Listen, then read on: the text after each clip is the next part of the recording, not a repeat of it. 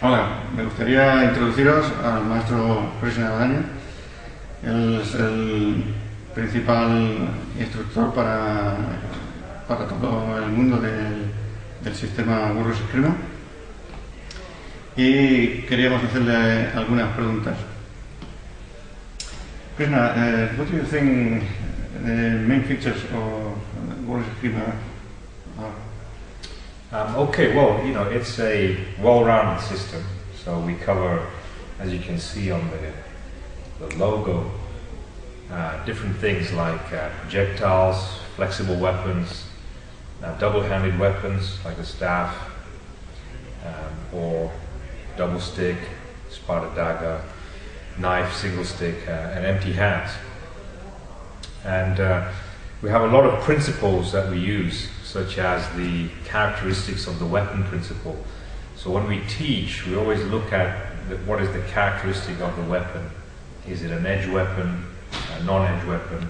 And based on that, that's how we teach the techniques suitable for that weapon. Mm-hmm. Also, we look at the nature of the environment principle. So how will your style or movement patterns work the best based on the environment? You have to adapt it depending on if you're in a slippery terrain, if you're in close confined environment, or if you have an open space.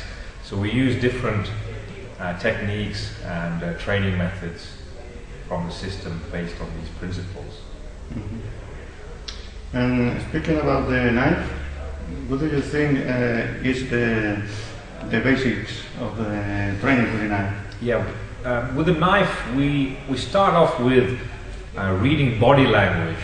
So we have a lot of positions where if somebody's standing, if you can recognize the position, then you can have an idea where he's likely to be concealing the knife. We have different ones here, like this, and so on. So what we do is we teach the students, first of all, to recognize this so that they can go in and stop the attacker from actually getting the knife into a dangerous attacking position. Mm-hmm. So we work a lot of trapping, a lot of controlling from these positions. If we are unable to do that, then we look at other strategies, different ways of blocking and parrying the knife. We put a big emphasis on balance, making sure that when you apply your movements that you are manipulating the opponent's balance so that it's not easy for him to counter. We teach obviously striking, but against the knife, it's very important that when you strike, you are maintaining positive control of the weapon. It's very easy, to start striking and then the guy starts to cut your limbs as you're striking. So we have specific tactics to teach you how to control the knife, then strike. And then obviously we teach disarming tactics, how to use the knife against the opponent while he's holding the knife. Different kind of gripping techniques so that it's difficult for the opponent to change hands, and so on. And then of course, we do a lot of self-defense scenarios of hold-ups. If for some reason, the opponent gets very close and puts a knife in your back, in the side, in the front, how you can deal with that. But we try to teach the students a lot of awareness training so that, ideally they don't leave themselves open to this kind of situation. But it's more of a plan B type of idea. We also advocate that if possible, try not to tackle the guy with a knife with empty hands. If you can use projectiles, so, most of the students training with us, they will carry some kind of pens, pencils, something they can use as a projectile to make it easier to go and close the range. Okay. To start training with a knife, what do you think is the best way? Knife against empty hands or knife against knife? Well, obviously it would depend on, your environment, right? and your culture and background and everything. So if you are carrying a blade, then obviously you'll have more of an interest in being able to train how to quickly access your blade, and then probably working in a knife-to-knife situation. In Western Europe, the laws are such that most people don't carry the blade. So there tends to be more interest in the empty hand versus the knife. So we teach both areas, but usually in Europe most people want to learn how to deal with a knife with empty hands.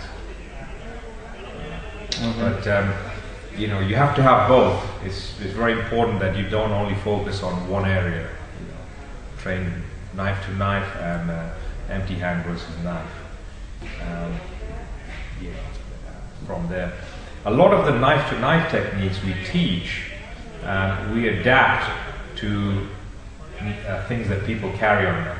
So it can be a small torch, it can be a metal pen, and so on. So they can still use similar techniques, but using legal tools. Okay. Could you do a little demonstration? Yeah, sure.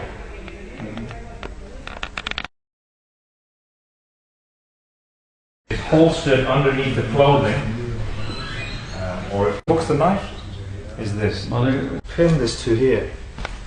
And then I want to free this hand up so I can just move this. Vale, libera esa mano para... Here, when he attacks, Aquí nosotros dentro cuando ataca. it's here. Not like this. Here.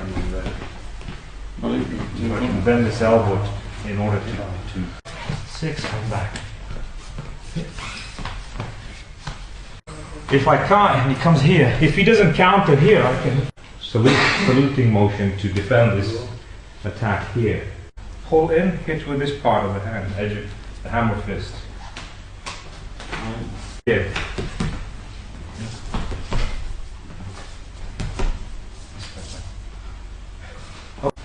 It's 1, 2, you pull, you try to hit him with your foot, the knife to strike is this. And pin this to here.